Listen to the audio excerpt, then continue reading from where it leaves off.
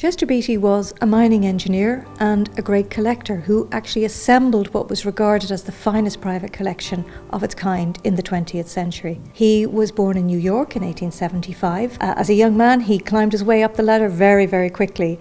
And he went to work for the Guggenheims, their exploration company, between 1903 and 1908. He was on a salary at that time, greater than the President of the United States, more than $20,000 a year. So by the age of 35, he was already a millionaire. He moved to New York, he set up a consultancy there, and he was already collecting at that time. And the hallmarks of Chester Beatty's collection are always rarity and quality. His father's parents were Irish, so he had that Irish heritage. So in 1950, at the age of 75, Chester Beatty decided to up stakes and move lock, stock and barrel to Ireland. He had been living in England since 1913 and he'd become in fact a British citizen in the 1930s.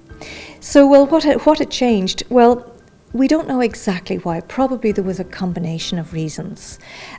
He was a great supporter of Churchill and he had done a lot to support the British cause during the Second World War. Then, unexpectedly, at least surprisingly for Chester Beatty, Clement Attlee and his Labour government were voted into power.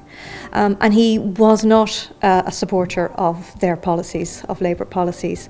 In his retirement speech from his Selection Trust, his own company, he actually said, they were going to just ruin entrepreneurship and all kinds of business. I know he was thinking of ways to turn what had been sort of a lifelong passion of collecting into a legacy.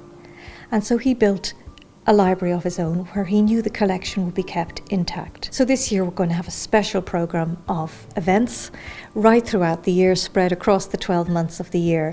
On the anniversary, on Friday the 19th of January, we're unveiling 4 commemorative stamps that An Post have produced, 4 very beautiful stamps representing images from across the collections. And then in October, we're having an exhibition that we're calling Ireland's Greatest Gift.